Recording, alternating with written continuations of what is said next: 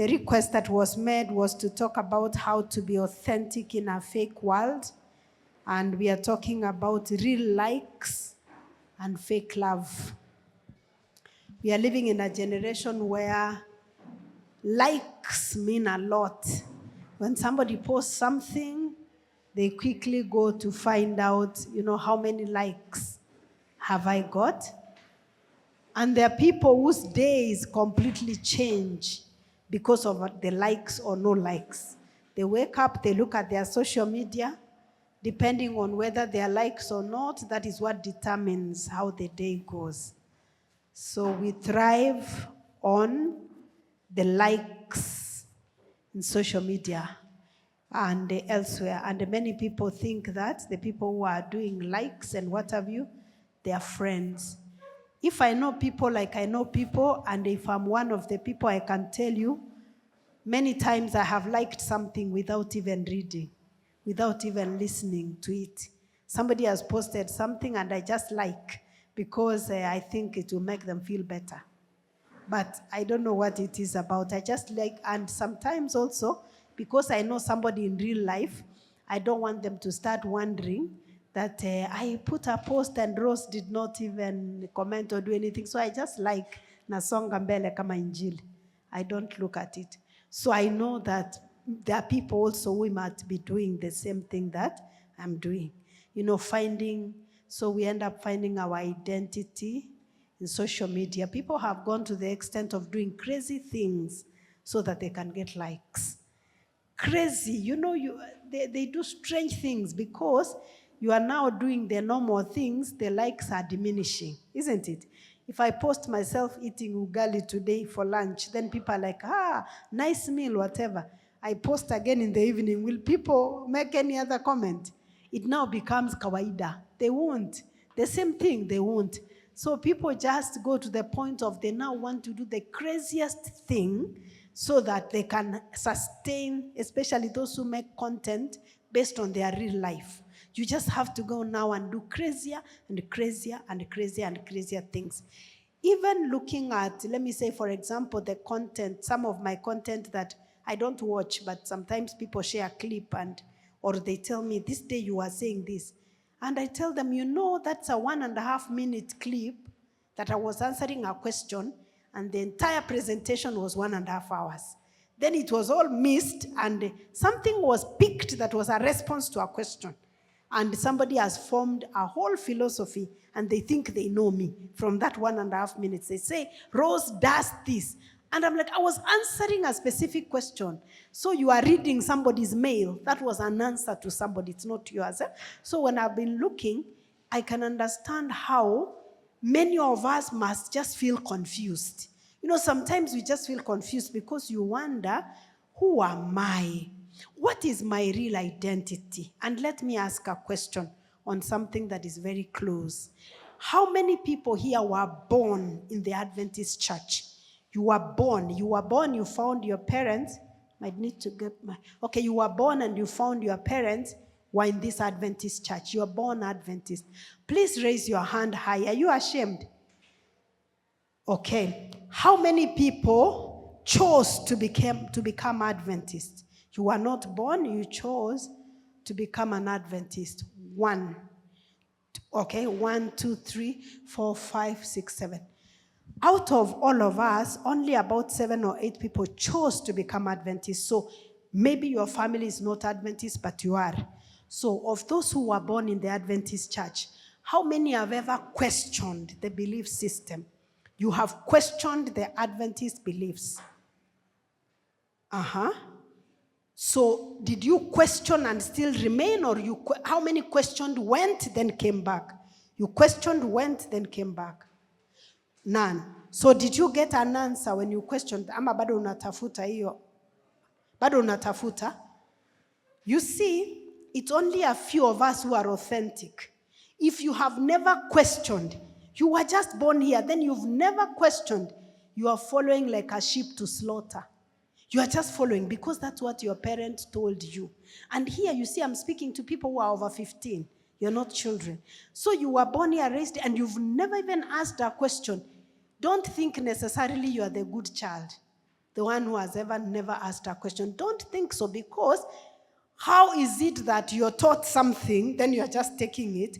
You know, the book Education by Ellen G. White says, the purpose of true education, I'm paraphrasing, is to teach the youth to be thinkers, not reflectors of other people's thoughts or minds or whatever that is. But the point I'm trying to raise is to be thinkers, not reflectors. So if you were born, you've never questioned, you're just here. So what is it really about? That because your parents told you, or because who told you? So I know it's a very good place to be when you're saying bado natafuta. That's very good. Because even my Gen Zs, I have 3.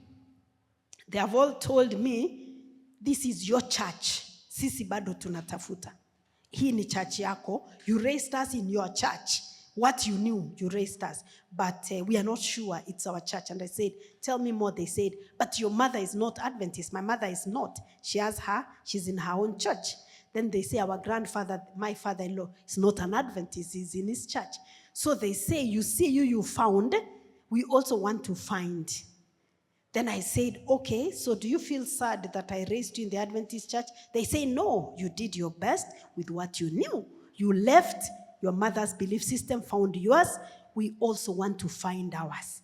And I say, correct. That tells me there's something I did right. Because I've been able to give you are even able to verbalize that you're finding.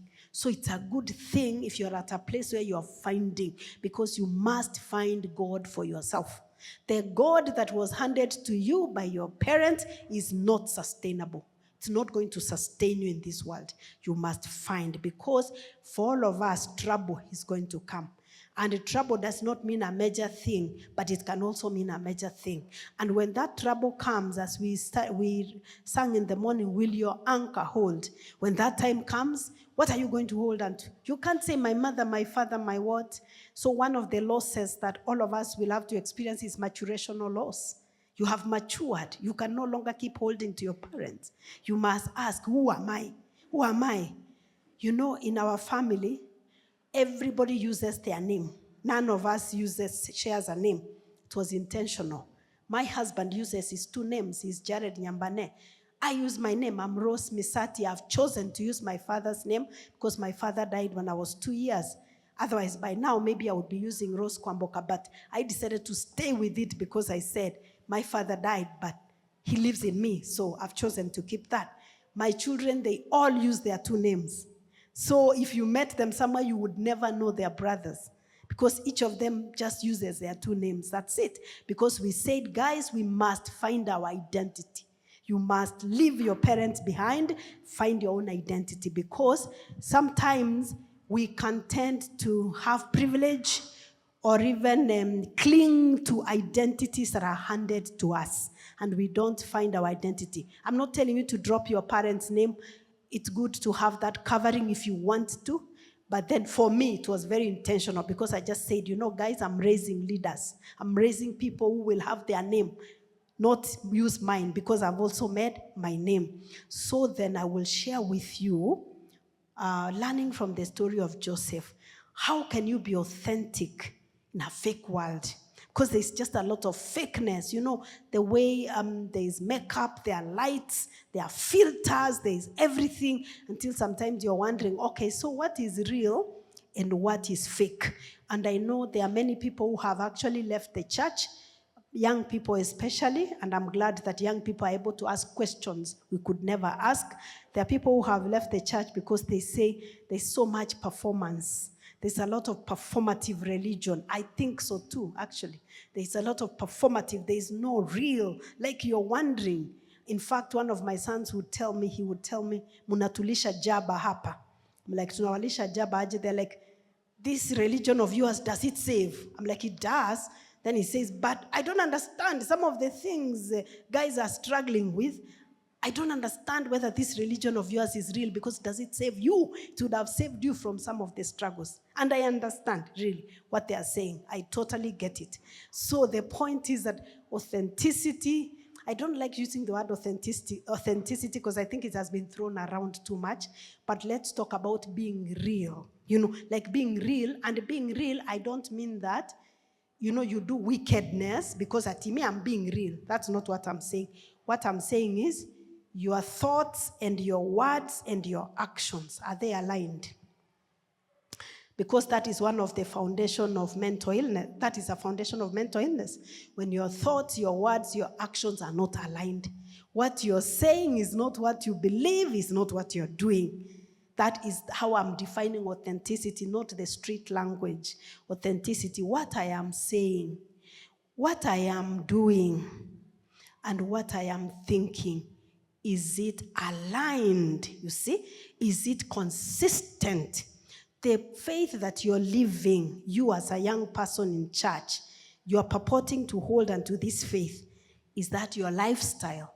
Or your lifestyle, the moment you step out, you are somebody else. And then when you come to church, you're somebody else.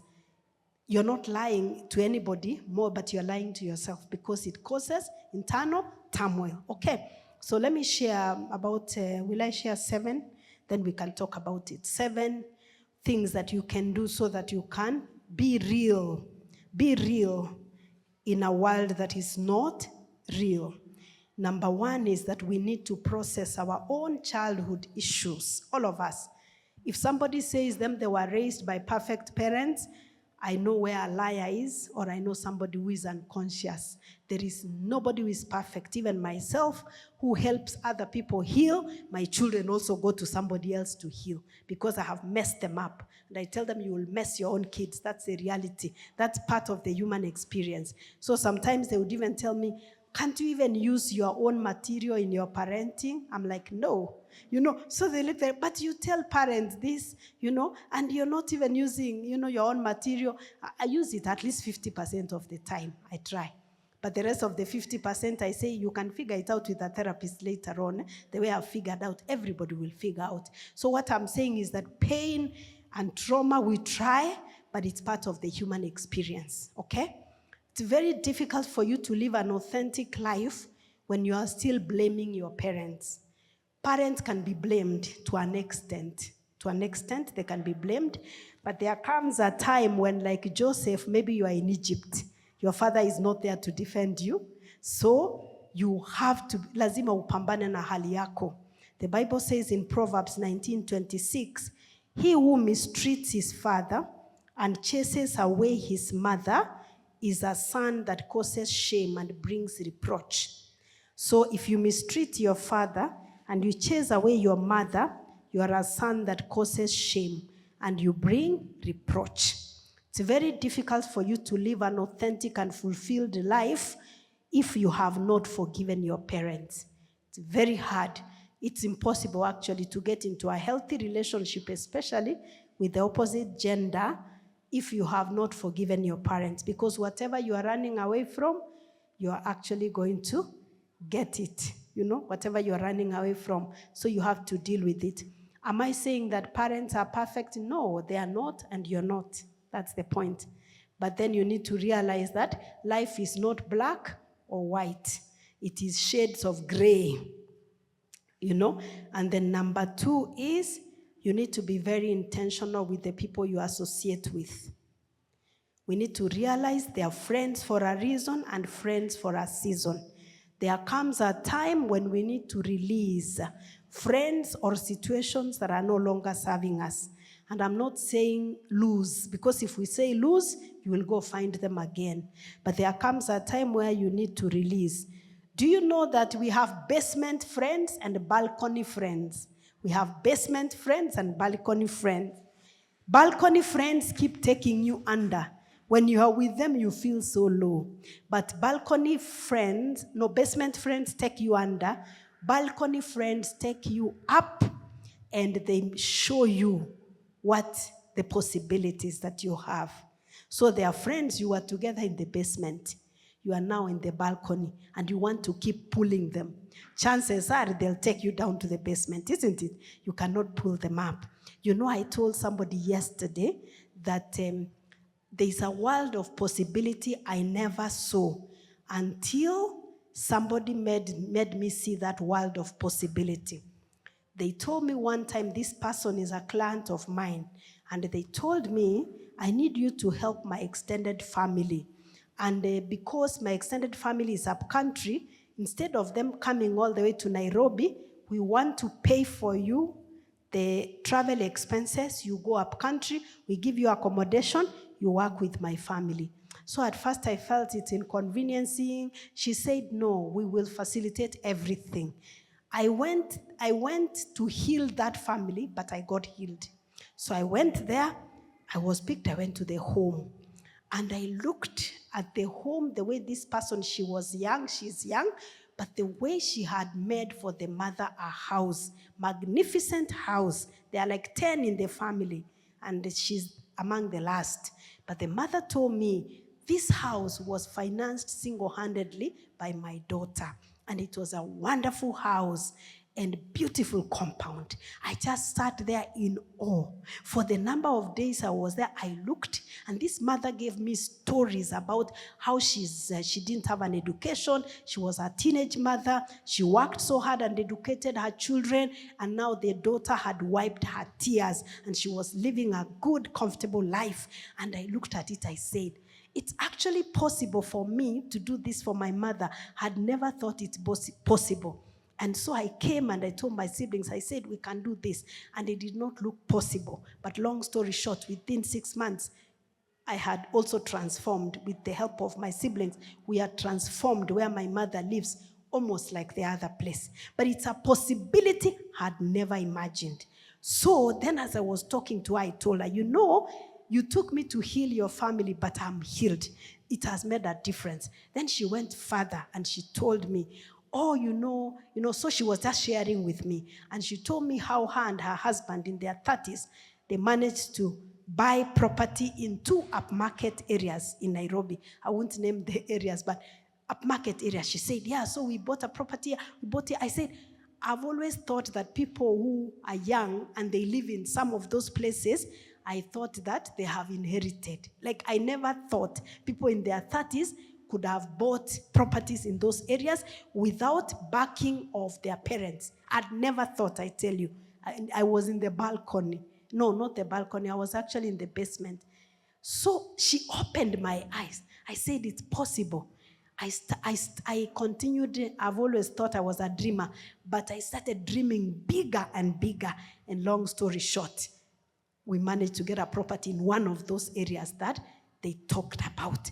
And up to now, I just talk to her, I tell her, my goodness, you have opened my eyes to possibilities that I never thought existed. And I keep opening my eyes wider. And you see, that's why I'm telling you, if you are still in the basement, you will be in the basement. You will never see the possibilities.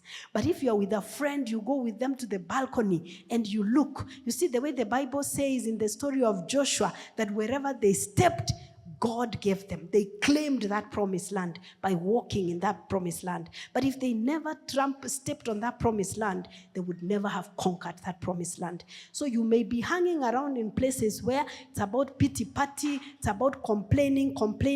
Be allergic to complaining and pity party and open your eyes to possibilities. Talking about friends, you know, it's very hard for you to outrun your inner circle. It is so hard. Maybe you have seen a group of friends, you find they all struggle with the same things. I have had not many, but I've had close friends. And it's like all the mistakes my friends made, I also made those mistakes. But one thing I've never done in my life, in my adulthood, well, let me say in my life, I've never drunk, I've never smoked. I've never been to a bar. Like, you know, the way you go to a bar, you sit. Not because I'm righteous or I'm strong. No, it's because I've never had a friend who drinks. I've never had a friend who smokes. But I know if I had a friend who drinks, if I had a friend who smokes, I would have done the same. Because my friends have made the same mistakes, because we have made other mistakes. Tell me your friends and I will tell you your character. The Bible says in Proverbs 12:26, the righteous chooses his friends carefully, but the way of the wicked leads them astray. If there's one favor you can do to yourself, is to choose your friends wisely and be that friend. Be that friend. I told you in the morning that many of these opportunities that you get to hear, opportunities that make a difference, Those opportunities are through somebody who knows somebody.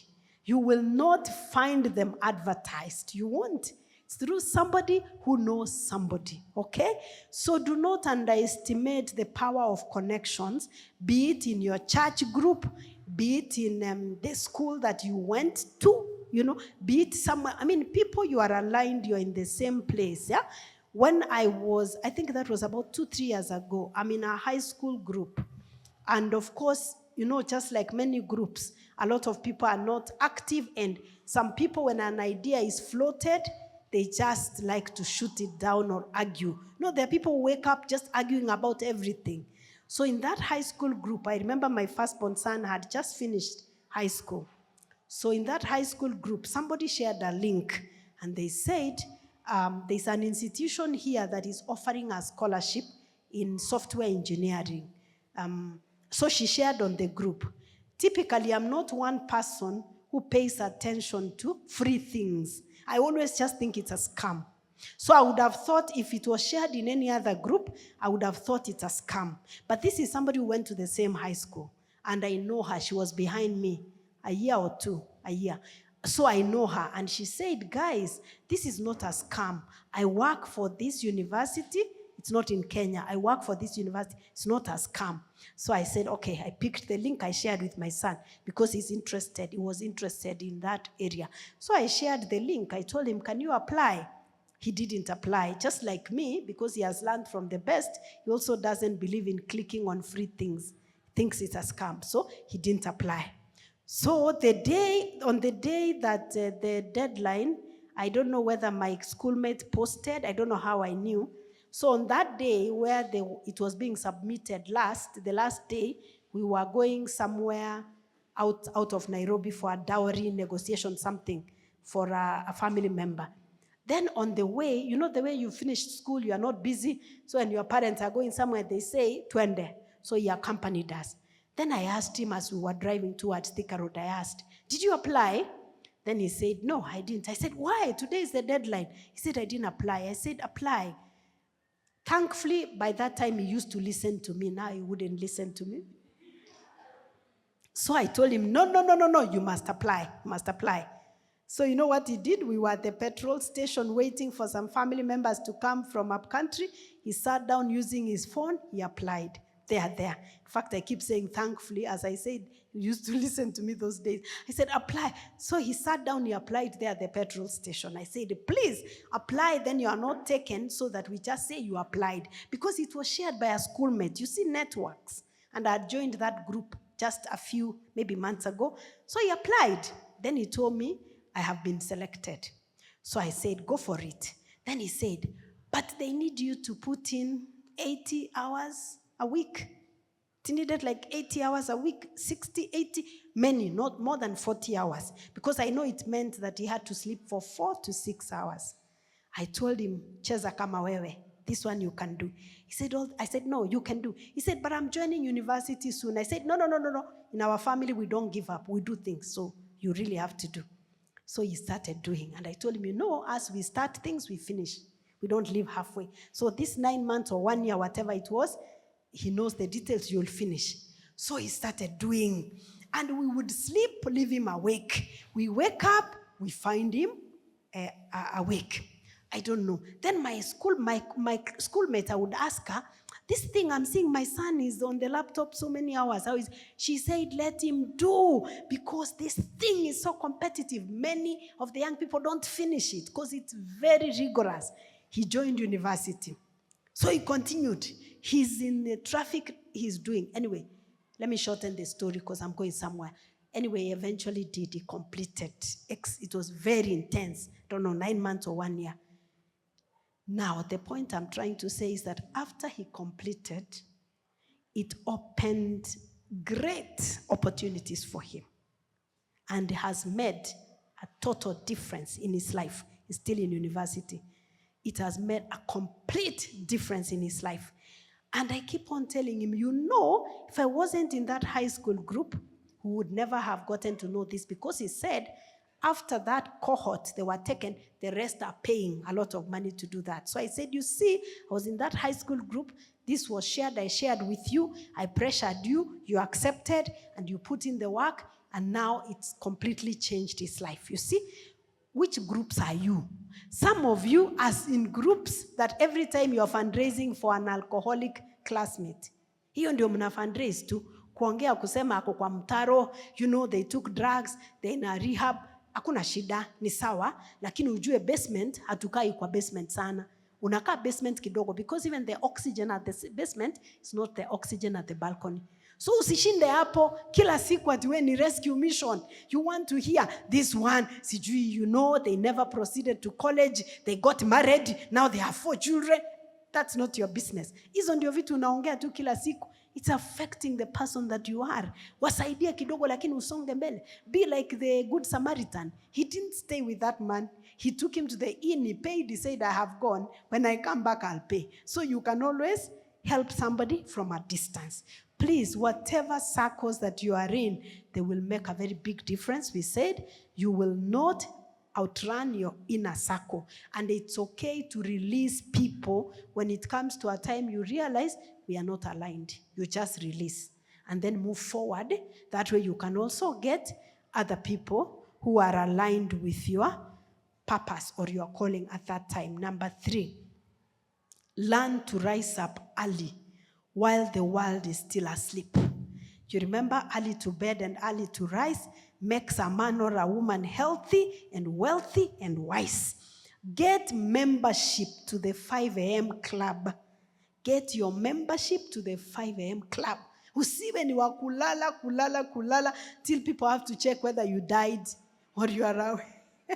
Mimi nakwambia kama unangorota kwa nyumba ya wazazi wako, jifikirie sana, na unaamuka unatumia tishu, alafu unaingia kitchen, unakula chakula, unarudi kulala. Hasara kabisa, hasara. Let your parents smile when they think about you. Not at, oh my God, not again. Hata mzazi wako anaweza kukuogopa sana, hata anakuavoid. Unapiga simu achukui, because every time you call, mom, unaweza niokolea? They just know that ni kuokolewa kila wakati. Let your parents pick your phone call joyfully, because anajua, my child, and they are smiling. Sio kukunja uso. Yeah? So please learn to rise up early. Get membership into the 5 a.m. club. Proverbs 20:13 says, love not sleep, lest you come to poverty. Open your eyes and you shall be satisfied with bread. Open your eyes. You shall be satisfied with bread. It is good to sleep for 7 to 9 hours, as we said. Early to bed and early to rise. But sometimes there's a season that you may not be able to sleep for 7 hours, isn't it? The planting season is a busy season. Yeah, for example. So it's good for you to acknowledge your season of life. When I was a student at the university, every day I used to sleep at 6 p.m., wake up at midnight. Every day, apart from Friday and Saturday evening. No, but even Saturday, yeah. So apart from Friday evening, I used to sleep at 6 p.m., wake up at midnight. Because the course I did was very intense. We used to go to class 8 to 5 a.m. every day. And part of that class work was lab work, which needed you to sit down, write a long report. So that report is needed. I still need to revise. So I figured about 6 p.m. we have arrived in the hostel. People are making noise. Some they are doing what? So I said, no, why at this time you try to read, you're distracted, you're even tired because you've been in class the whole day. So I would come. I'm not telling you to do that. I'm just sharing my experience. So I would come at 5, maybe 5:30. I'm in the hostel. I have my supper. Then I sleep at 6 p.m. Then midnight, I'm awake. That's when people are getting to bed. Then I read for 6 hours. So I read from midnight to 6 a.m. Okay? So in between, I'm writing a report. I'm doing what? Then 6 a.m., I go to class. So I did that every day until, apart from Friday. That's what I needed to do. But I know that for many people, your course does not need you. So for me, that was the planting season. But for many people, maybe your course does not need that much time. But again, I am wondering, if your course does not need that much time, why would you come back after you finished, you start saying, now I have no job. and then you're dragging your suitcase back to your parents. No. You had 4 years in the arena of life to figure out and see what to do. You can't. For me, and I know I've shared this elsewhere, my children know very clearly that my support ends with your undergraduate degree. The day you sit your last exam, that's the end of any money from me. So I've told them, am I a cruel mother? Maybe I am, but it has helped them. So I've just said, this time, I have given you possibilities and opportunities. Cheza kama wewe. It's up to you now. You can see what you need to do. But during all this time, if you're waking up at 5 a.m. and there's no reading to do, develop yourself. Do something. So by the time you're completing university, if you are coming back to the house and taking a bill. You must take a bill. So if you come back, you will take water, you take electricity, you take steamer, you must pay for something. But you have completed undergraduate. What do you want again from me?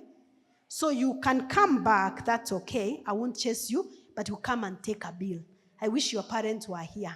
It's good they're not here. Can they? You must take a bill. Because when are you going to begin exercising responsibility? We have girls who are getting married to go and depend on their husbands.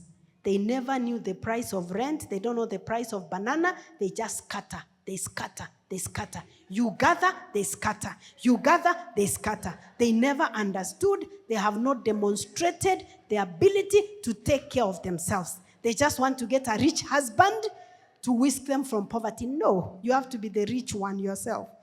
We have young men, we have men, they are completing because they are still living with their parents. They have got no idea how to take care of a wife, how to take care of a child. Those are the ones who even pack a paper bag, they move into a woman's house. Shame on you. How do you even do that? You cannot move into a woman's house, she feeds you and respects you. That will never work. You cannot use those in the same sentence. You're fed, you're clothed, you're housed, you're respected. No. The masculine, feminine polarity is lost. You have to become the woman and sit down and cook. That's it. You see, people are saying yes because it's true. It becomes very confusing that somebody has come in and they are saying, now I need to be respected. No, you come and become the woman and cook and do everything and respect. That's the way it works, my friend. This sounds strong. But it's the truth. Let's say the truth. It just can never, ever work. It can't. And those who try to make it work, they get mentally ill. Because they're trying to go against what? To go against nature. It doesn't work like that.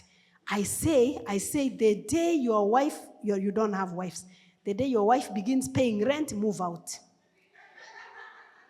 Move out. Even in our Kisi culture, men could never marry kama hajajenga nyumba. Huwezi oa ulete bibi yako saiga. That can never work. You have to jenga. So the first question you will be asked, the first question I was asked before my husband married me, my mother asked, nabwate nyumba? Hiyo tu. Aliuliza hivyo, mimi namwambia, so mommy, does it matter? See, as we're in university, we're in Nairobi. She said, enakobo nabwate nyumba? Answer my question. Does he have a house? Where is he taking you? I'm like, yeah, like there was a lot of wisdom. Like, and she's not asking for a mansion or a mansionette, but she's saying, where are you going to sleep? Where are you going to sleep? You see, it's not an emergency. You must demonstrate anakupeleka wapi. So there was a lot of wisdom because it was a demonstration that you're competent and capable of taking care of someone. You understand? Okay. So where were we? We were talking about learning to rise up earlier. So I told you, I said, now as you finish, so let me complete the story. So I told these guys, as you finish, my support ends. So one of them finished this year, she moved out. She didn't come home because I said, girl, you come here, you buy the food. So you will be feeding us. The girl didn't come. She went and she's hustling. So when I contacted her, she said, I got a job. And I was so happy. She got a job with no influence from me whatsoever. It doesn't matter what job. But the point is, you got the job. So my son said he's completing next year, December. He said, by the way, I love my life here. The bedroom is comfortable, everything is good. So when I finish, I'll come home for some time and I'll take care of water, electricity, and Wi-Fi. I said, very good. So I said, very good, very good. Because the house is bought.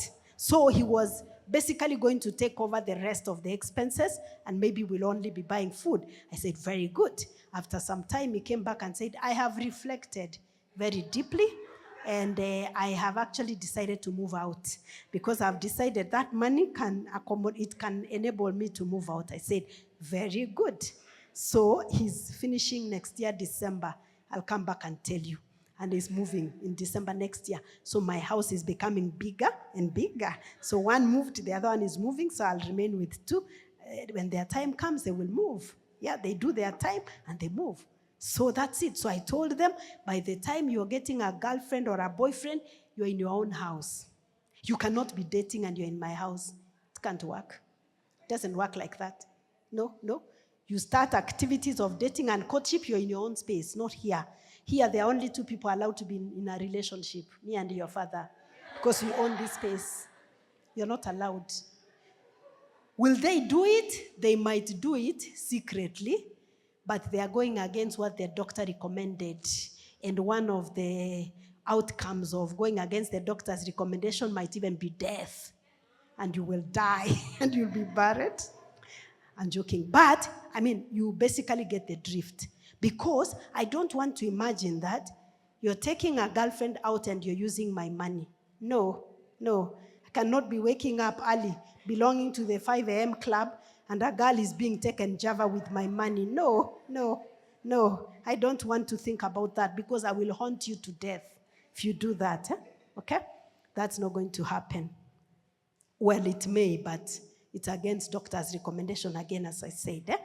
So when the world is still asleep, learn to wake up and do personal development. Read a book, listen to a podcast, because the Wi-Fi is very strong at that time. The internet is very strong. You can listen to a podcast. Number 4, be diligent in all your undertakings. Account for each and every minute of your day. Account for each and every minute of your day. Proverbs 22:29 says, See ye a man diligent in his business, he shall stand before kings. He shall not stand before obscure men. There's a saying I like by Chinua Achebe in his book, Things Fall Apart. He says, when a child washes his hands, he can dine with the elders. So when you are diligent, you have washed your hands and you can dine with the elders, and there's no limit as to the possibilities that are before you when you become diligent. Some of us just waste time.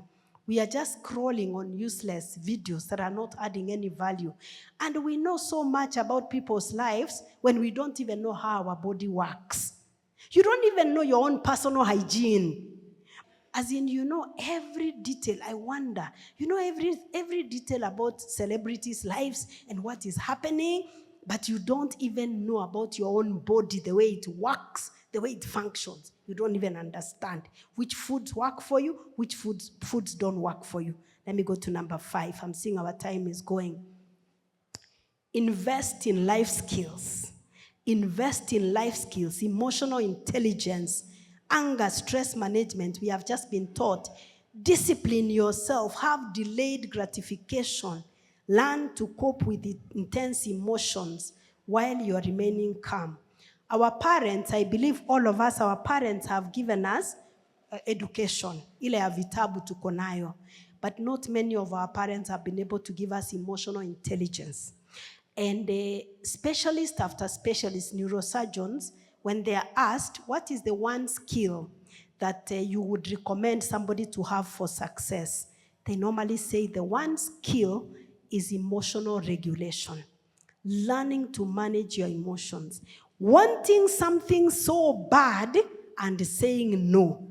The reason as to why we say, part of the reason we say teenage relationships and teenage sex, they are very dangerous for me, is because they don't give you an opportunity to learn critical life skill, self-management, self-regulation. You feel like having sex, You just go, you smash someone, because they are very affordable and available, even for free. And when you are thinking that you're quenching your thirst, the point is that you're not learning critical life skills. You don't get to learn to manage your emotions. There's somebody I know who got married as a teenager. The reason why they got married as a teenager, somebody close to me, is because they said that it's very hard for me. There's that period in Form 2 when the sexual desires are very intense. This person said, if I don't get married, I will get HIV. So they went ahead and got married at that point. I know now the law is very strict, of course, about sexual consent and everything. But at that time in the village, the person got married. So unfortunately, they didn't have a chance to learn how to manage their emotions. So they got married. Later now, of course, anytime the wife to this person gets a child, either when the wife gets a child or the wife is away, they will be smashing anything that is breathing on the road everywhere. Because they say, how can I stay without sex for these 3 or so months when my wife is pregnant, has delivered, or they have traveled? They cannot, they say it's not possible for a man to abstain for this long, because they never learn to abstain. So they never learn. Don't think, most of you are not married, don't think that marriage is going to be a solution for your unregulated sexual desires. Actually, there is more sex that is happening among single people than married people. Did you know that? I'm not saying that needs to happen, but you're in institutions of higher learning. You know what happens. You know how the emergency contraceptive pill, you know how much it's being abused, left, right, and center. So if you are thinking that, I cannot manage my sexual desires, if I get married, mambo itakuwa sawa. Tukwambie ama tusikwambie? Tukwambie? Utajua ujui, my friend. Utajua ujui. So if you did not learn to manage your desires, so this person would now go sleeping with others saying, I can't control myself. And definitely they are at risk. Maybe they are already HIV infected, okay? Because they cannot control themselves. So the reason is not because unaharibiwa starehe, that could be it, and of course it's a sin. But for me, the part I'm talking about is I'm saying, if you never learn to manage your desires, nobody is going to help you control your desires. You have to learn to manage your desires. In fact, if you're desperately feeling like you need to get into a relationship, you need to have sex, that is the last thing you need. Because you're not ready. Instead, you are hungry. And hungry people make desperate shoppers. When you are hungry and you go shopping, you will pick all manner of rubbish. Proverbs 25:28 says, he that has no rule over his own spirit is like a city that is broken down and without walls. You need to have boundaries. Don't think that the desire you have for nice things, for relationship, for whatever, that desire does not go away. So it is there, it even gets intense, you even have more options, but you need to learn to control your desires, okay? Number 6, take your gift. I said this in the morning and I will repeat. Take your gift to the marketplace. Learn to monetize your gifts. Everybody has a gift. And if you cannot think about your gift immediately, think about what you loved to do when you were in class 4, grade 4, 10 years. What did you love to do? And what is it that you can do even without being paid? You don't get tired. The more you do it, the more you get refreshed. That is the gift you're taking to the marketplace.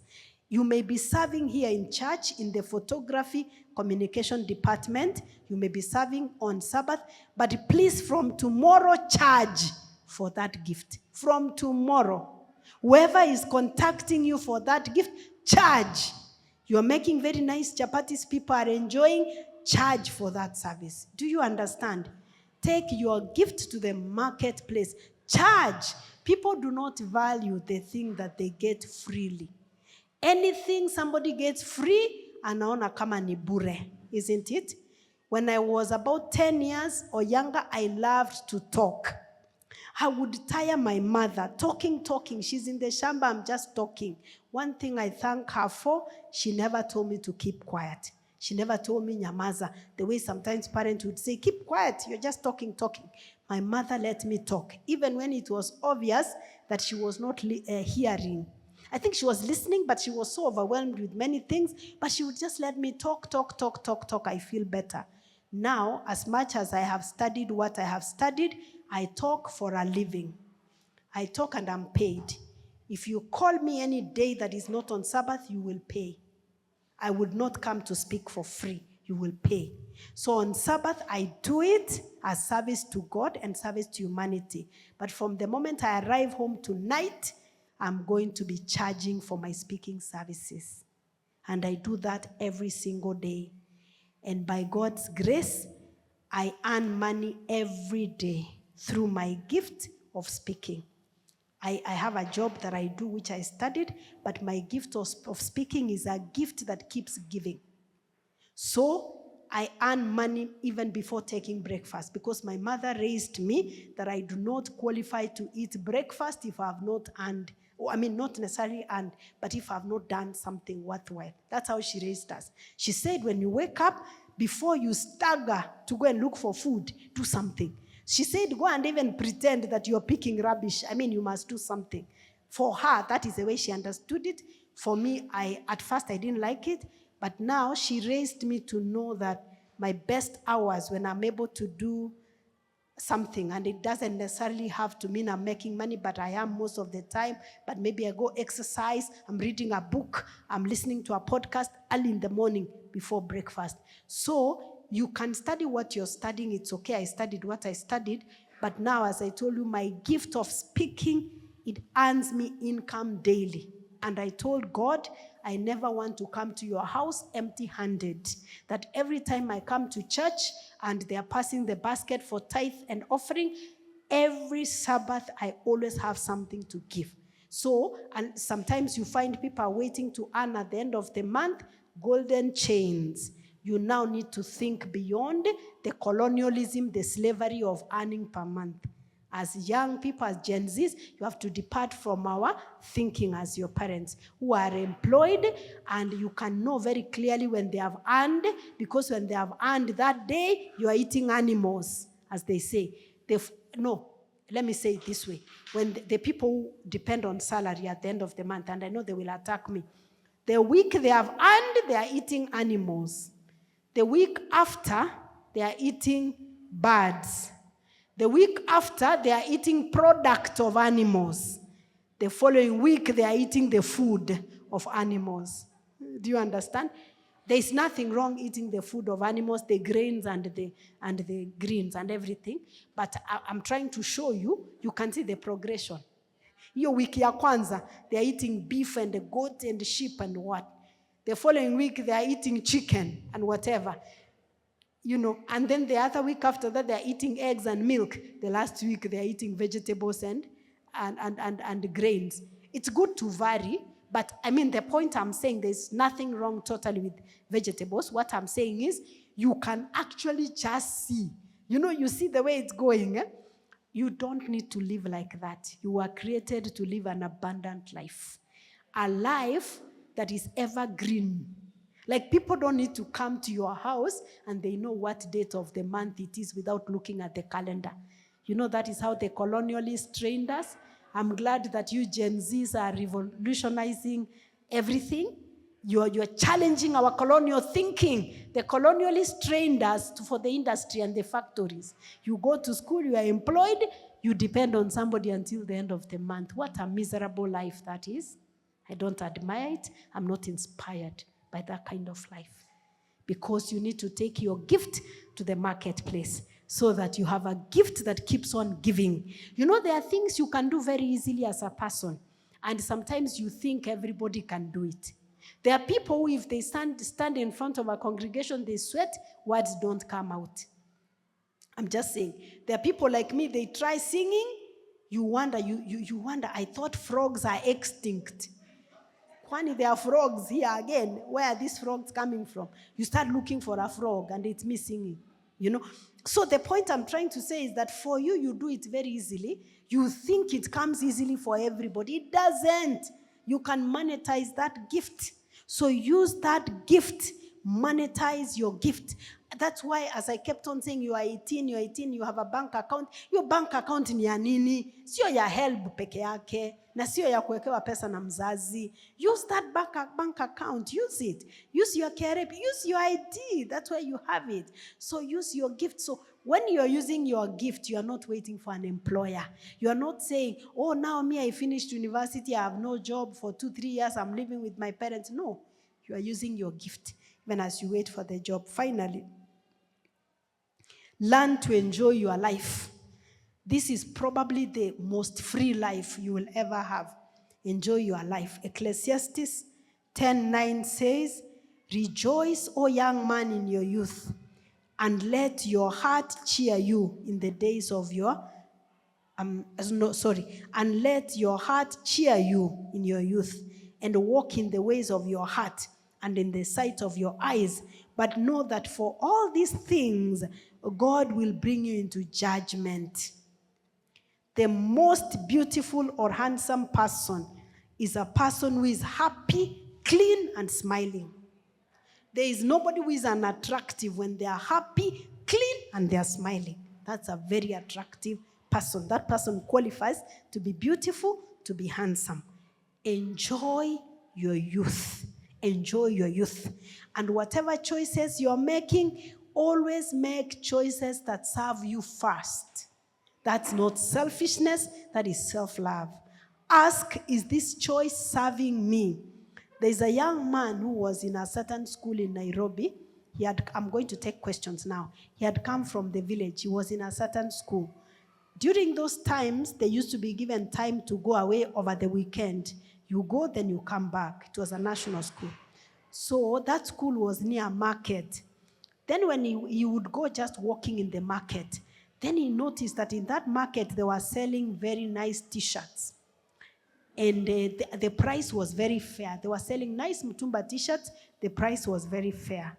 So he bought a few T-shirts, and his friends were like, hey, this T-shirt is nice, because the school was in a cold place. So they needed T-shirts to wear from inside their shirts. They're like, these T-shirts are so nice.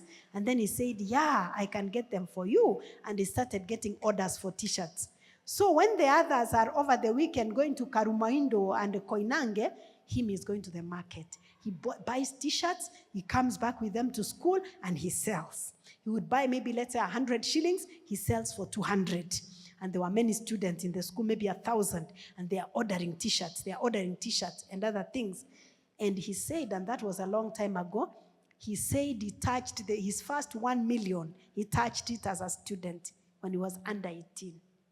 Within that period, and when he would make money, he used to go give the parents to put for him in the bank. That time there was no M-Pesa, so he would make the money, carry it home. The parents would keep for him the money. By the time he finished Form 4 from that school, he made his first 1 million. He made more, but the point I'm saying, he touched his 1 million from that school. And right now, as we are speaking, the person is maybe in their 40s and 50s, and they are running a multi-million business. School, they're running a school, they're doing many things. So he continued with that. So he saw possibility.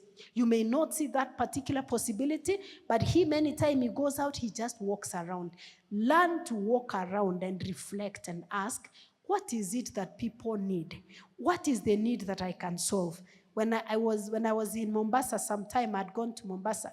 Okay, I've gone to many places, but I remember one time I was in Mombasa and I was telling people, I have looked around and I have seen the things that you need.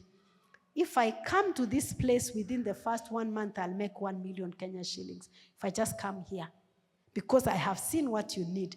They said, really? I said, yes, you will see me touching 1 million, and there are people who have been seated here and they haven't. Then I went to Kisii. I had gone for a crusade. We were with Joseph there, the people of Kenya, and I told them, my goodness, you are here crying how you have no money.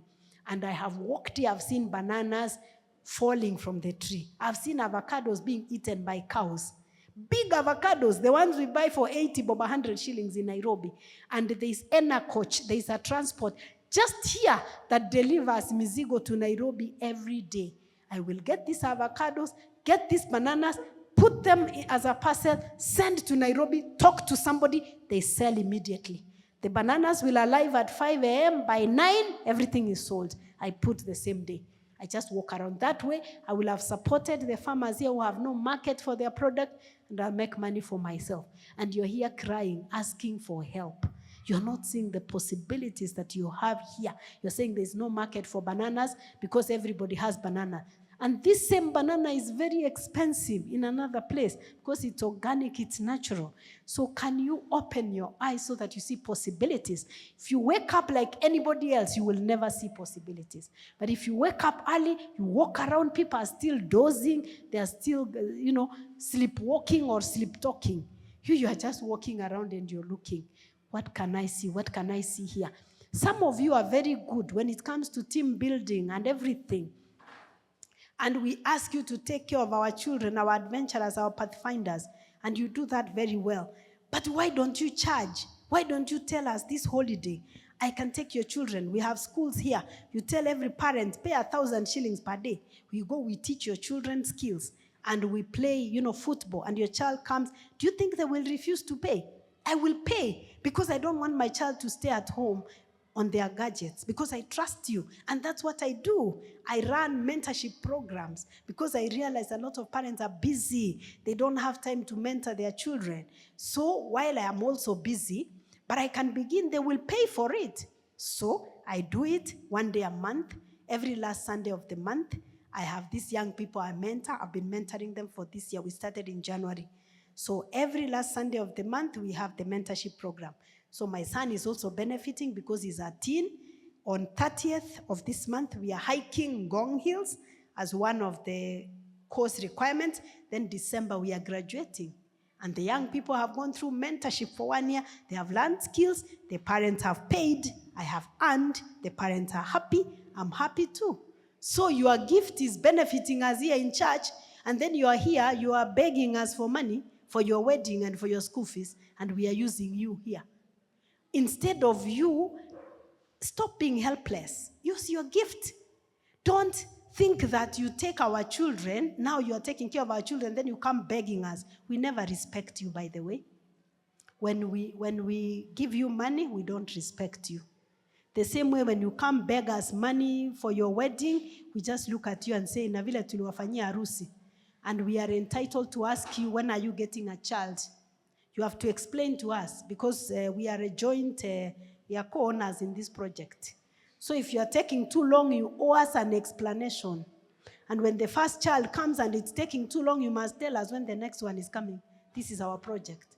Tell us, you must tell us. And you will feel bad and complain, but did you feel bad when you asked for my money? You didn't, so you can't. And if anything happens and you part ways, you must explain. This was our project, we invested. So tell us, kuliendaje? We have every right to know, to ask you questions, isn't it? There's a saying I like using so much, I've used it before. It's an African saying that says, when a goat has been slaughtered in public, everybody has a right to know where the head and the legs went. You slaughtered your goat in public. So don't start telling us it didn't have a head, it didn't have legs. It had. Bring the legs and the head so that we can see. Sindio? So the point I'm saying is that you need to maintain your dignity. You can ask for help when you're absolutely not able. But don't think that because you're using your gift to benefit our children, we can now help you. We can, but your support, your assistance should end on Sabbath. The rest of the week and 6 days shall you labor and do all your work. Remember what we said earlier on. This faith that you have, your words, your actions, and your thoughts, are they aligned? Anytime I tell people that and they start manipulating me, when they are calling me for a Sunday, and I'm telling them, for Sunday you have to pay, and then they start saying, Kazi ya Mungu, I'm like, have you read your Bible? For 6 days shall you labor and do all your work. I'm laboring. How am I going to feed my family? I'm laboring. So you pay, it's a Sunday. But a Sabbath, that one I will come. But Sunday, no, it's not for free. So please, let me not find you, but you can do it if you want. You have your gift, you're offering it for free, and you're saying the way you have no job. monetize your gift. You can always, I'm not saying you move to another church worship. I'm not talking about worship, but I'm saying your gift will be appreciated elsewhere. Achana na sisi wa Adventista. Peleka your gift, utalipwa huko kwingine. Sawa? Volume iko sawa lakini. Okay, any question or any comment? I think I'll pause here and take any question, any comment. We have somebody right there. Help us with the mic. And if somebody wants to write a note, please write. Please, as you take, don't ask a question for your uncle or the girlfriend of your cousin. Please, ask your own question.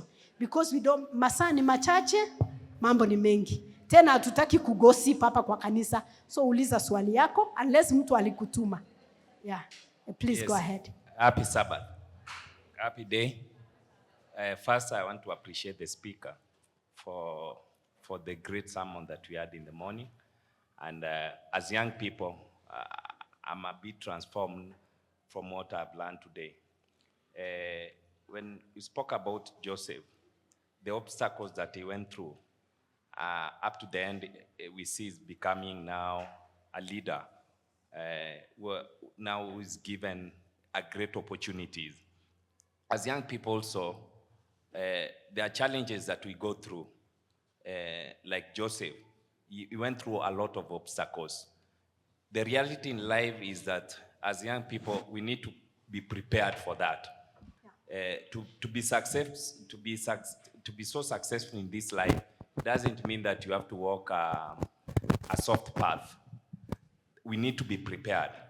And as we go through this, we need to have that faith. Like Joseph, he had that faith. That's why he had to succeed. As young people, we tend to get to a lot of challenges. Like there's some who are jobless. They are graduates, yeah? They were so good, they were so smart, they went to school. At the end of the day, there are no opportunities in life. You find these guys are a bit depressed. And then when you are told that you go out, there are many opportunities that you can do. First of all, let us recognize that business is extremely hard. We need to be real in life. Like the system that we have, the current, like where we are currently. Someone may tell you, oh, you can start, like I give a scenario. One person told me that you can start even selling jugus. It has a lot of profit. I actually wonder, those jugus, I haven't seen any person who has become rich because of those small things. There are challenges in life as young people. There are graduates. There are jobs they cannot feel like to go and do. Yeah? As a speaker, how can you help these young people to really understand that their path, that unaweza pitia all these struggles, at the end of the day you become victorious. But remembering kwamba huyu ni mtu amesoma, is a graduate, kuna ile unamwambia aende mjengo pia, yeah? There are things like the Gen Zs right now. Ukimwambia aende mjengo, hiyo ni another story. But there are those who have been brought up to challenges, want to understand that you can go through these and you become successful.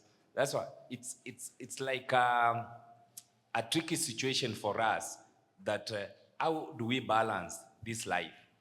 Yeah. So yeah, that's a good question. In fact, I've just remembered. First of all, let me say that that part of being book smart sometimes can be a curse. When you are book smart, sometimes you can be so entitled because you think that the world is going to bow because you had that grade. When I was talking to the young people in Kisii Central over a camp meeting, one of the things some of those young people told me, I gave them an illustration that I'll give you in my house. And these young people told me, your children are very lucky. I said they don't think they are lucky. And the young people told me that sometimes they want to go and hustle and do things, their parents discourage them. And they tell them, you cannot do such a thing, utaniaibisha. If your parent told you that, they are doing a great disservice to you.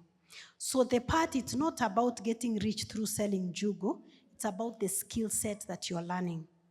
Many people who are able to do many things now, they made money when they were in primary school, below 15 years. Skills are learned by 15 years. If you have not learned certain skills by 15 years, it becomes very hard. Even your parents, the ones who made money when they were before 15 years, now they are thriving. But the ones who didn't, who just focused in school, they are now waiting to be paid, and account haijawalipa 3 months, and they are stressed. Wanabeba matawi because they never learned, they focused on books. So the part of njugu or makaa, it's not so that you can be rich, but it's because there's a skill set it's teaching you. Growing up in my family, there's nothing we didn't sell. We sold omena, we sold njugu, we sold fish, we sold mtumba, we sold cereals, we sold everything. Because my mother was widowed when we were very young. I was maybe 2 years, and she's not very educated. She's not educated, so we just had to work, even dig people's shambas. We did everything because we knew that as long as it's legal, you do it. So for me, fortunately for that, I don't have it in my mind that as a graduate, whatever, there's nothing I cannot do. I have planted sukuma wiki and spinach and kunde when I was living in Ongata Rongai, and I've sold. I used to go to work with my boot full of vegetables. When we finish working, I tell my colleagues, niko na mboga hapa organic. They come, they pick their sukuma wiki, their spinach, they pay me money. I used to wake up at 5 a.m., I go to Gikomba. I buy clothes. Then I carry the clothes because I know my colleagues are busy. They don't have time to buy clothes for their children. I tell them I have clothes. They come to my car, they pick the clothes. I made the money through that. I don't have it because I said as long as it's genuine, any money is money. So it enables you to learn the skill. And so you learn that business is not easy. You fail by selling mutumba. So later on, you have already learned how to rise. So that's it. So I told myself, there's something I'm going to give my children is their ability and capacity to know that they can make money. So one time when they were very young, we went to Kisii. We got avocados, a lot of avocados. They ripened. We were living in a hospital at the time, within the hospital. The avocado, they remember to date, the avocados ripened, so many of them. And I told them, go with the avocados to the road you sell.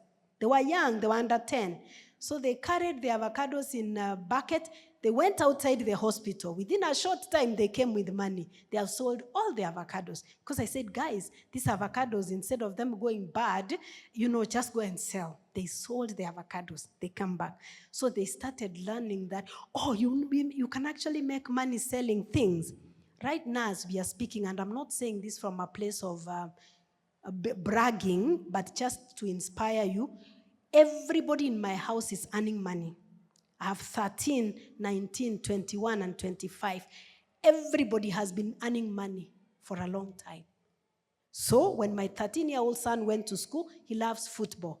So he had football jerseys. And his friends told him, hey, your jerseys are so good. How can we get them? He said, I can actually sell to you jerseys. Because it's about the mindset. You learn the mindset of possibility. He came home and said, Mama, my friends want my jerseys.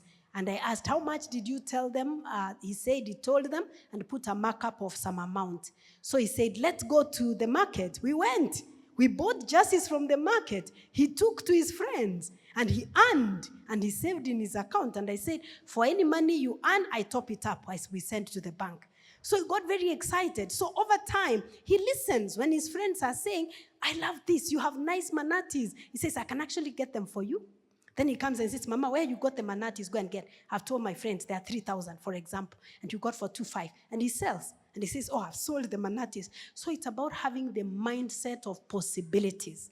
And you see, you don't wait until you are a graduate. That's when you are looking at the njugus to sell.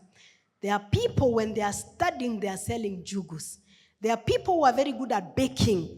They will bake cake and take to class. When people are rushing to go for break, we had a classmate like that. When people are rushing to go for break, she says, I have cake. And people buy cake. And at the end of the day, she has made money. It's about training your mind. And when you have trained your mind, now even as a graduate, you will think about possibilities. Business is very hard, especially when you're starting it already in your adulthood. We said, if you've never earned money, and you're 15 and above, it's going to be tough, but it's possible. But it's possible because your brain has not been trained to see opportunities. You don't think that way. But you need to begin thinking opportunities and possibilities. Yes. Yeah, please. Your hand has been up. Okay, thank you for giving me time. I have a question. So I believe ambassadors are here, those who are 18 years, 20, because me, I already passed. So I have this question. So you said about earning earlier, and I remember I want to give you an example on me, what happened. So when we grew up, my father used to tell us, go to study. He used to beat us, go and study. You have to become someone. But when I looked at him, because my father was a farmer, even a businessman, so I used to see him. He used to farm only five tons of potatoes, and he harvests 30 tons of potatoes. So I used to think, if I started earlier to be a farmer, where will I be today? So I would be one of the good farmers in my country, if I started that time. But what happened, my father used to refuse us to go and do farming. He said, you have to go and study, don't come and do farming. Because farming is for us, you go and study and become someone. He paid for me primary school, secondary, bachelor's degree, even he paid for me a master's degree, right? So, and my question is, in the past, maybe even today, some parents are not allowing their children to join them in their own business or to teach them how to earn money. Yeah, yeah. They told them, you go and study and become someone. Today, I'm working for someone else. So if I started that time, I would be a good farmer and own my own business. But now I'm finding myself in working for others. But I still have a chance then to do everything. Yeah. So what can you give advice to young people who are here, who are 17, 20 years, if their parents are not allowing them to do business, what can they do? So on that part, actually, I apologize on behalf of the parents because they didn't know any better. It's what they were thinking at the time. They were limited, but that's a great disservice. Because you will find a parent has employed people in their shop and their child has been on strike for 3 months.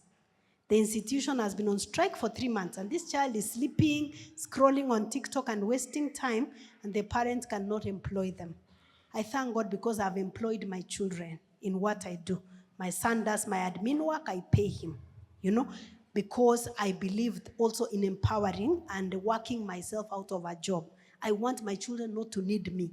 That is my greatest success as a parent. My child can be at a place where they don't need me as such, okay? So as you as a young person, you now realize that your parent didn't know any better. So they limited you from the opportunities of exposing you to their tools of trade because they wanted the best for you. But now you have realized sometimes what you can even do, you can even start doing things chini ya maji. It's not that you are being secretive, but it's privacy. Because you know that sometimes you tell them and they begin telling you, no, wewe huwezi fanya hii. Fortunately, some younger parents are now beginning to see. But for those who our parents didn't give us an opportunity, forgive them and now know that you have a chance. And begin to do things small, fail and keep rising up. Try, fail on this one, try another one. My desire for you is that you can have at least even 5 income streams. So that when one has dried, you have another one.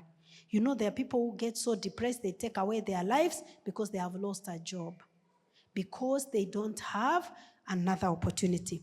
But I have some university students who, when there's a strike, they are so happy because they say, now I can go further to do this and earn money. But others, when others are taking away their lives, somebody told me in one of the institutions, this year they have had 12 suicides, and they were heightened, especially during the strike of the lecturers. 12 suicides, mostly affected at the boy child. It's boy child affected. And they leave suicide notes. They are so discouraged. They are so demoralized. They have seen the way the parents are struggling. They don't want to go back home. They are here. They need money for upkeep. They strike. There is no end in sight. And they take away their lives. And I see that if they learn coping skills, if they learn to take their gift to the marketplace, because I believe that we have many gifts. So if I was now in your father's shoes and now I know better, I will tell you, you can go to school and be a teacher, an architect, whatever, and still be a farmer. So I will tell you, you can be farming potatoes, but also be a teacher. So be supported as you're studying, put all the effort in your studies as a teacher, but again, you can also be a farmer. You see, our parents were thinking in black and white. If you're a teacher, you're a teacher. No, you don't come dirtifying yourself farming. But now I want you to think possibilities. I want you to think different things. You can do different and related things, and you will discover that even the one you didn't study is the one that you're making the most. Is there anyone else who has anything they want to ask or say? Happy Sabbath. Happy day. Yeah, to me,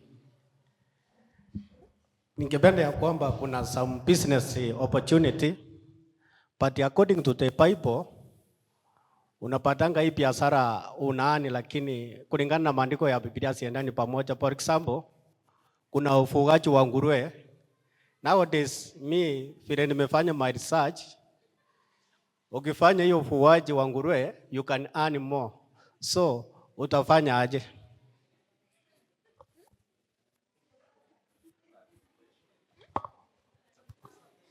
Is this working? So hiyo swali, unajua kwa nini inaweza kukuconfuse? Ukiwa kama huna values zako. First of all, it's good that you have said kulingana na Biblia. Lakini wewe, unaamini hiyo Biblia? Unaiamini? So kama unaamini hiyo Biblia na unaishi kulingana na hiyo Biblia, hiyo itakuchanganya aje? The point is that first of all, what we are learning from the Bible, are you embracing it? Are you owning it? If you have owned and you have believed that this is not aligned to my values, you don't go for it. There are many things. Hata kama si ufugaji wa nguruwe. Do you know there's a lot of money in alcohol? There's a lot of money in bangi. There's a lot of money in mihadarati. Najua kuna pesa mingi sana. There's a lot of money. But the question is, are we just going to do something because it has a lot of money? No. First of all, we are going to do something that is aligned to our values, as Christians, according to what the Bible says. That is where you begin from. And once now you are there, the rest is not confusing. Because kuna vitu mingi. It is not just the nguruwe, it's not just the drugs, it's not what, but there are many other things you can do. So we need to ask God to open our eyes and to show us there are many possibilities. But as Christians, we don't go for something just because it has money. We also want the Lord to bless the work of our hands. And we want whatever we are doing, it is a blessing to us, it's a blessing to others, and also it blesses the work of God. You see? So think about your values and always do what is aligned to your values. Yes.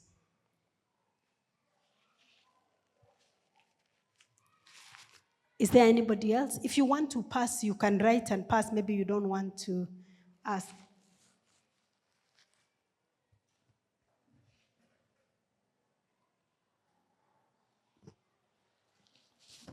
Unajua hata kuna watu wana supply, wanafanya tenders.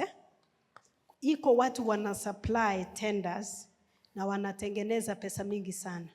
Lakini wewe kama Mkristo, is that what you really want to do? You will not be at peace even doing it. So there are many things. There are people who, maybe you're working somewhere, unaletewa bribe. Unaambiwa shika hii pesa and this is what, and you give us this opportunity. And you know you can do it. You just need to do it. But you need to choose, is that something that you really want to do as a Christian? Is that something you really want to do? No. If that's not what you want to do, then you ask God to guide you so that whatever you're going to do is going to be to do something. It's going to be something that is aligned to your beliefs. Okay? So I hope that you have learned something, and I'm looking at what I'm just going to share with you as I end. But if you have no question for me, then I will ask you, what's your take-home message for today? You already have the mic, so you can go ahead, Collins. What is your take-home? Is there something that you have learned today that you probably didn't know, or now it's refreshed? Yes, please, Collins. Happy Sabbath.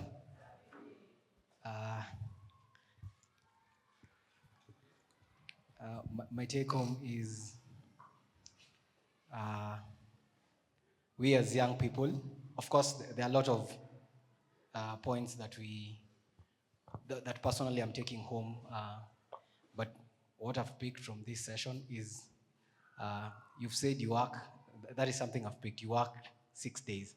So the seventh day is I'm working for the Lord. I'm usually working for the Lord. Like, am I resting now? See, I'm working for the Lord the seventh day. Yeah, so if at all Daktari does not rest, I think even us as young people, we have no excuse. We have to push ourselves. As she has said, we've all started life at different levels, so there is no excuse. And to me, I'd say even if you've started life on top, I think there is satisfaction and there is beauty in making your own money, or just succeeding on your own without your parents telling do this, ama fanya hivi. Of course, if you have the benefit of someone putting you somewhere and pushing you, please do take it. But kuna ile satisfaction ya you making it on your own. So there is no excuse for us as young people. If she's working 6, if she's working 7, I think if there was an 8th day, we as young people need to do 8. Yeah, thanks. Thank you so much. Yeah, so me, I rest on the way. See, there's some people they say, today I'm resting.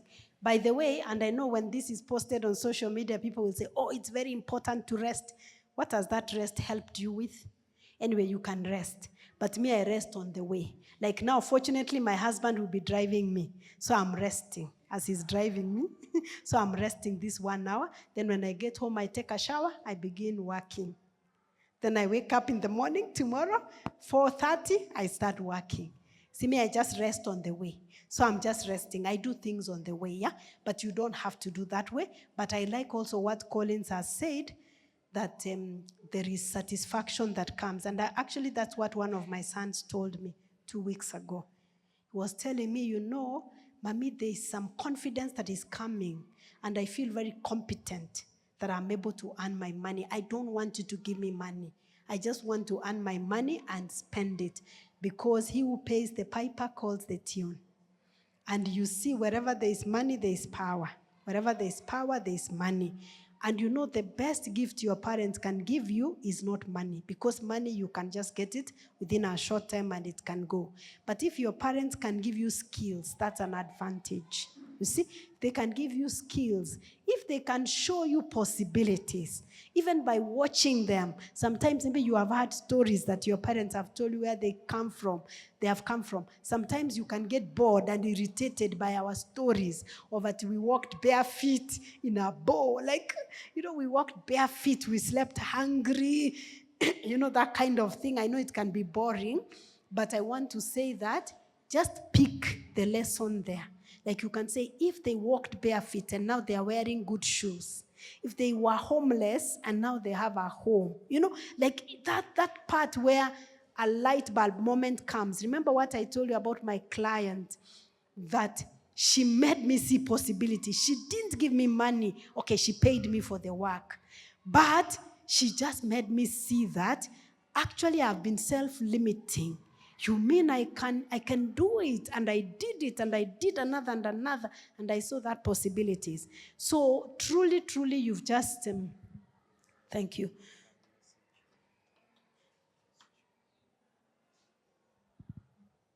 Oh yeah, so that part of yes, the possibility, the seeing is so good. You know, when somebody does for you something, it makes you feel incompetent because you feel like I cannot do it. But if you want to learn confidence, if you want to be able to do something, learn by doing one small thing by yourself. By the way, even as young people, even as you are, I know we didn't talk much about relationships, but even as you are, don't think that you need to see, how do I want to say this?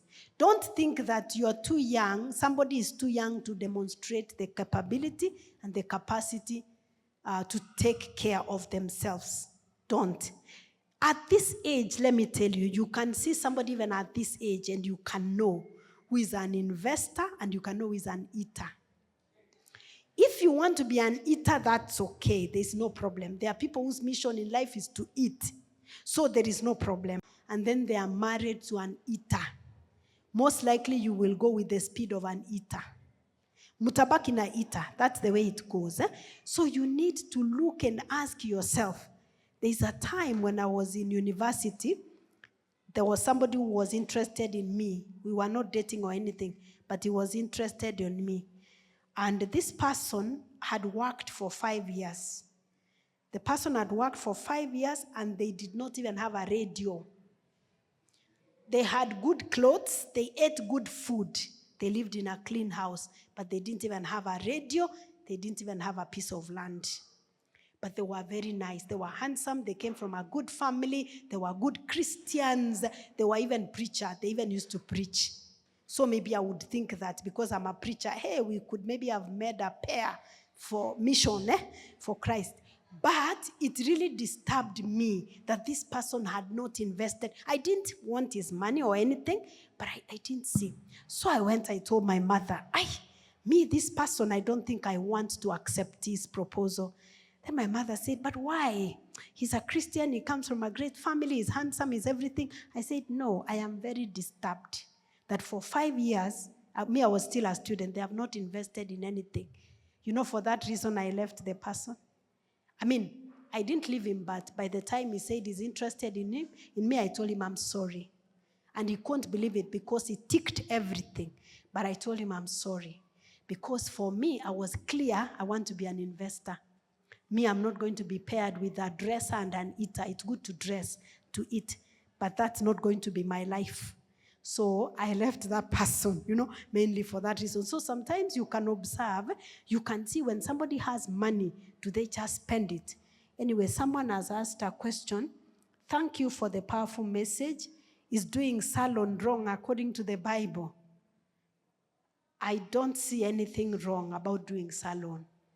I know personally, unless somebody has any other information, but for me, I don't see anything wrong about salon. Maybe you need to ask, why are you thinking that there's something wrong with salon? I don't think so. Yeah, good. You want to say something? Then we can be winding up. Just a question. It's one thing that we want to move to the next step, but there's that fear of moving to the next step. For example, I might be good in speaking, but I fear the point of where will I work and how will I start. The fear of starting, it's something that I currently have, but I'm asking for help. How do you manage that? Or how can you advise on that? I think most people have that fear. The ones who are privileged not to have the fear are the ones who manage to get parents, especially, who are able to support and push them when they were young. But for the most part, most of us have that fear. So how do you move to the next level? You begin by volunteering within your circle. I personally started by volunteering within the church space.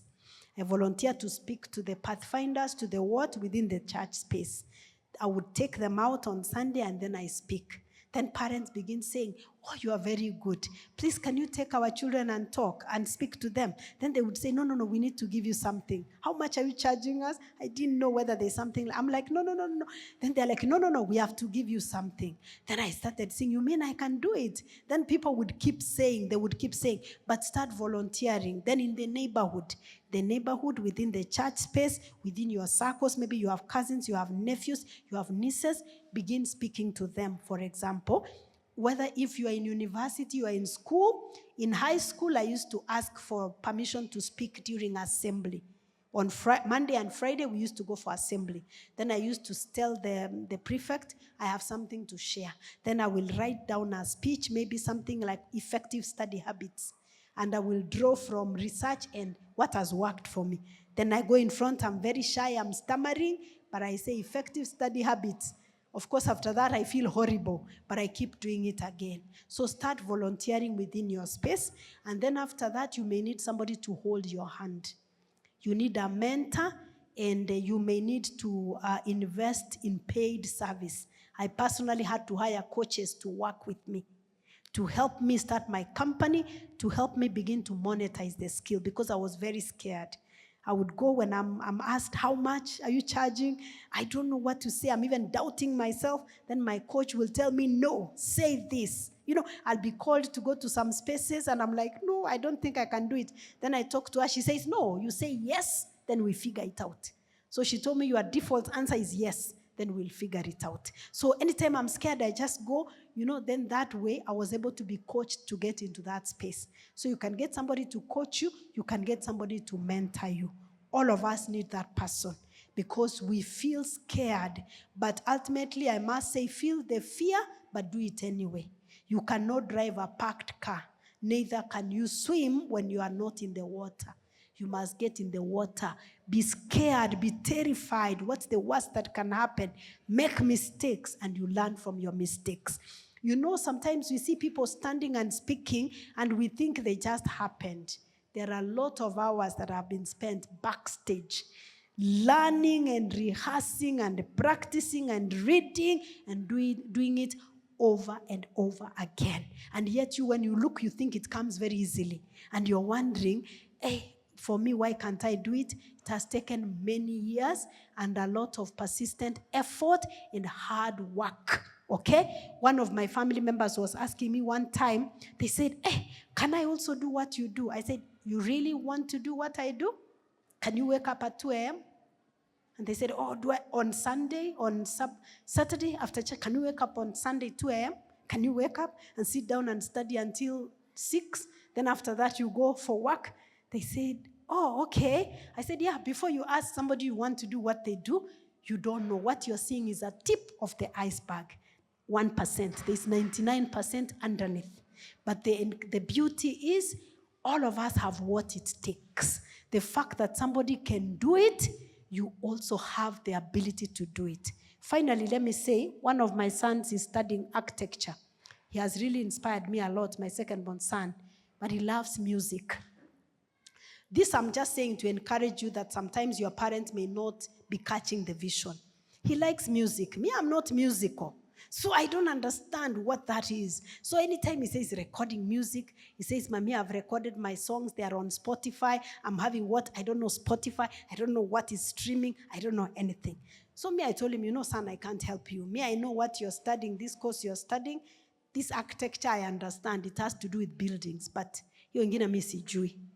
Then I would notice that he would spend time he would be on the laptop, maybe 19 hours a day. He would be on the laptop for 19 hours.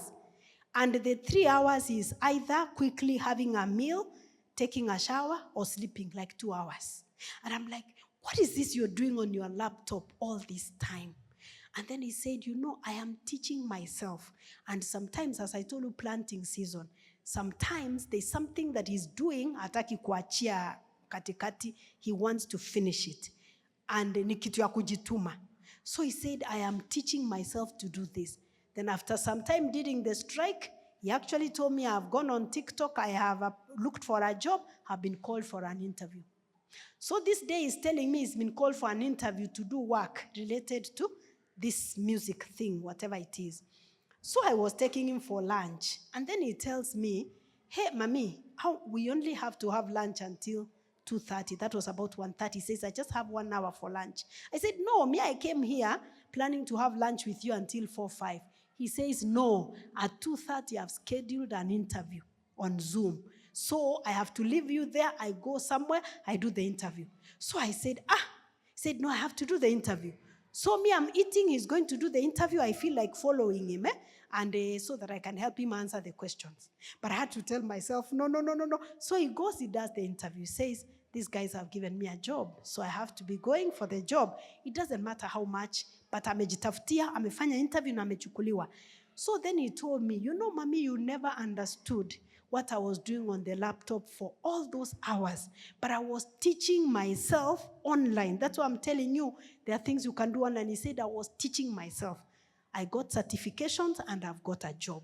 So when the others are on strike, they are sleeping, he was working at a media station, whatever that is. So the strike ended, he's back in school. But over the weekend, like now, he will go there tomorrow, the whole day, to do the job. He'll go there to do the job. Public holiday, he'll go there. During the holiday, he'll go there because it's something he has taught himself. Me, I didn't understand. And I was killing his dream. Because I'm like, what are these things unashinda tu hapa?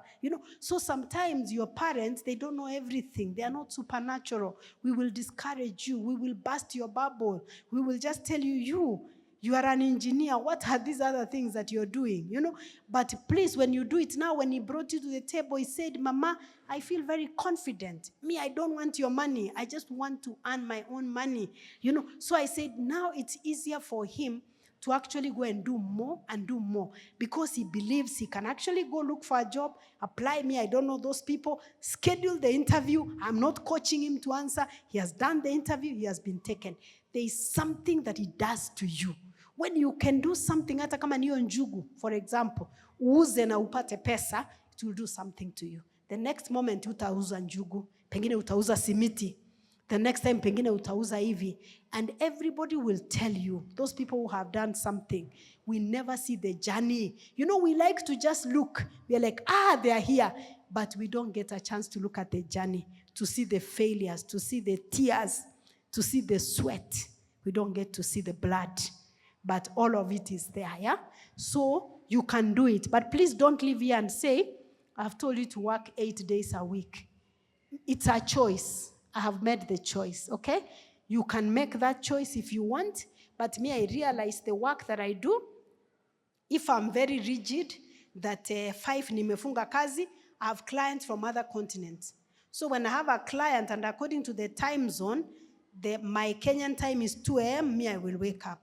I will wake up at 2 a.m. because that is according to the time zone. So I'm flexible in that way. If it's Sunday, that is the only time they have time because they are working the whole week.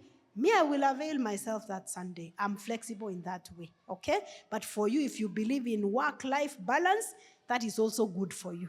But for me, that is not a reality right now. But I do rest in between. But it's just that I don't stay at a whole day. I'm resting.